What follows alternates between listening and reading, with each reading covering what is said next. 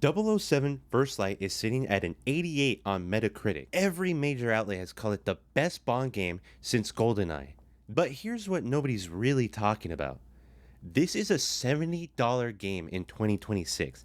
That's more than a full tank of gas. And depending on where you live, Canada, Australia, parts of Europe, you're looking at over $100 after tax for an 18-hour single-player experience with no multiplayer and a very limited replayability. So I'm not here to tell you whether 007 First Light is good. That's settled.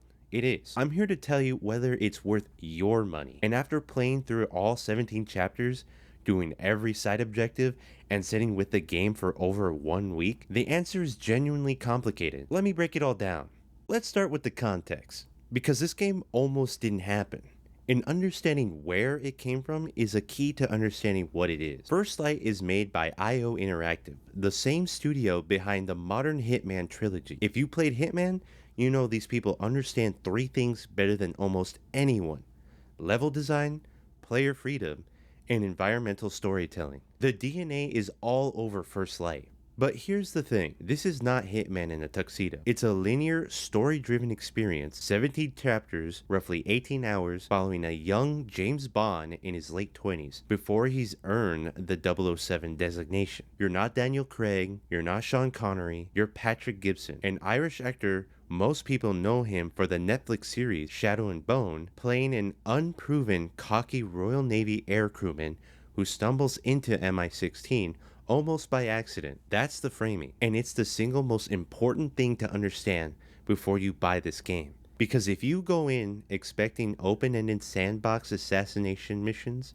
you will be disappointed. This is a prestige TV show, not a sandbox. And once you've accepted that, everything clicks. Oh, and one more thing. The Bond game graveyard is real. Since GoldenEye in 1997, we have had Tomorrow Never Dies, The World Is Not Enough, 007 Racing, Agent Under Fire, Nightfire, Everything or Nothing, GoldenEye, Rogue Agent, From Russia with Love, Quantum of Solace, Bloodstone, 007 Legends, most of them mediocre, some of them outright bad. The Bond license in gaming has been cursed for decades, so when IO Interactive announced they were taking it on, a lot were cautiously optimistic at best. The fact that First Light is actually good, like genuinely good, is kind of a miracle. Alright, let's talk about what IO absolutely crushes, and there's a lot here. Number 1, the world building. This is not a movie tie-in.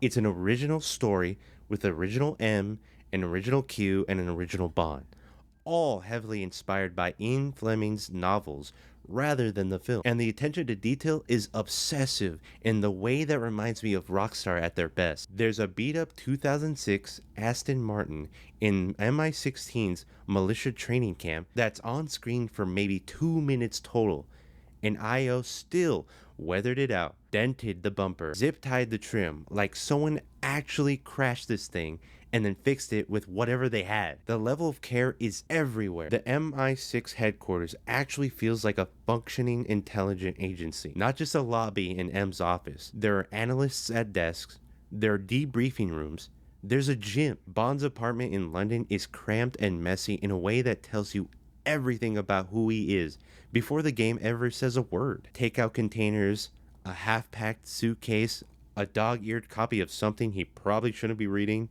IO understands that the best video game worlds make you want to slow down and just exist in them. Number 2, the pacing. This is where First Light separates itself from basically every other action game in 2026. Chapters are long, 45 minutes to an hour each, and they reward you for slowing down. One moment you're sneaking through a luxury casino in Monaco, using social stealth, studying target patterns, blending into the crowds.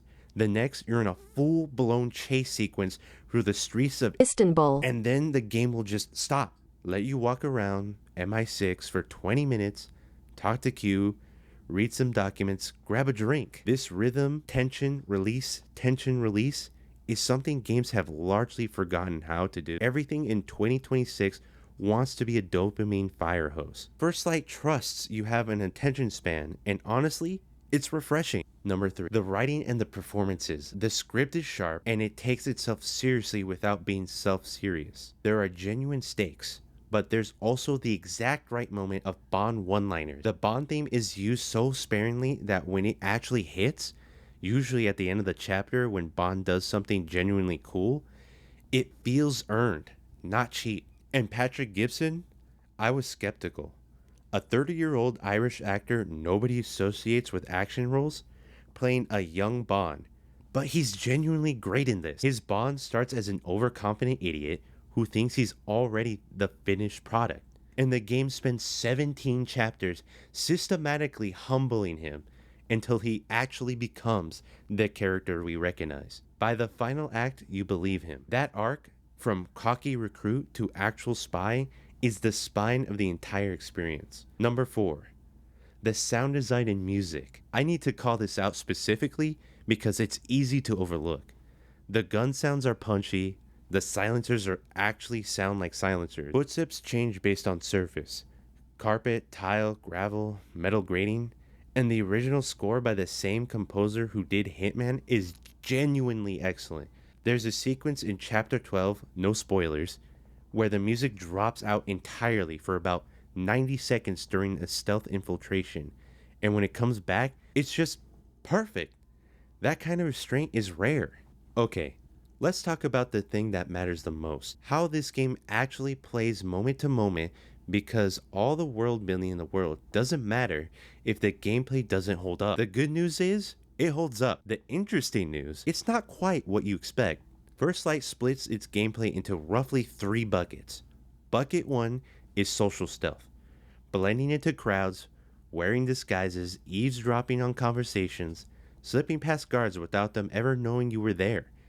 This is pure IO interactive, and it's excellent. The casino level in Chapter 6 is the standout.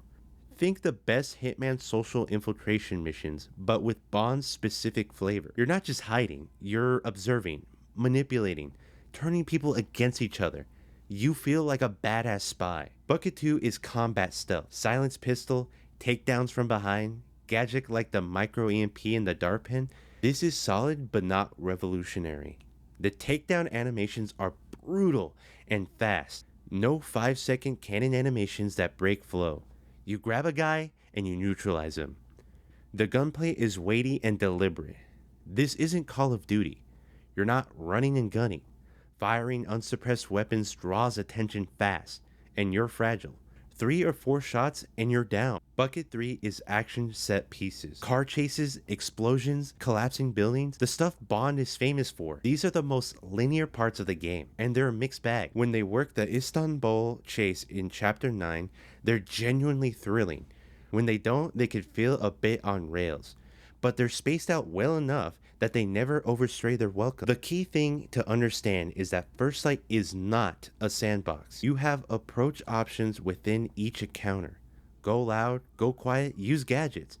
Find an alternate route, but the levels are fundamentally linear. There's no equivalent of Hitman's clockwork simulations where you can poison the target's drink, drop a chandelier on them, or disguise yourself as their bodyguard. The freedom is in how you navigate the path, not where the path goes. If you expect Hitman, you'll be disappointed. But if you expect something closer to The Last of Us with stealth depth, you'll be very happy. Right, for the honest part.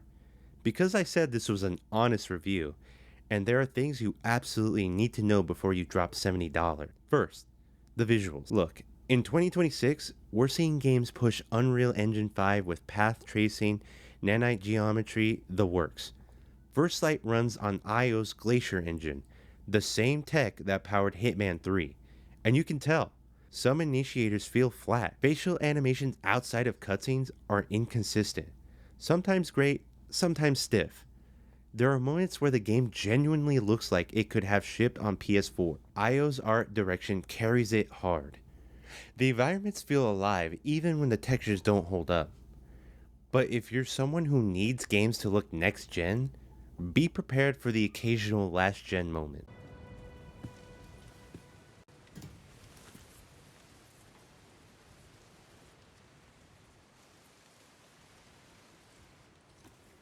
What?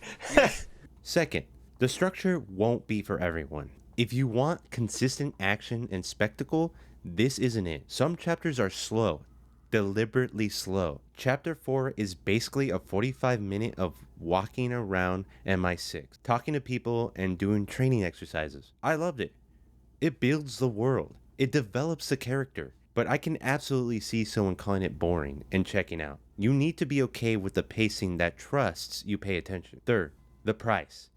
At $70 USD or over $100 in Canada, Australia, and other parts of Europe, after tax, this is a full AAA asking price for an 18-hour linear experience with no multiplayer, no co-op, and limited replayability.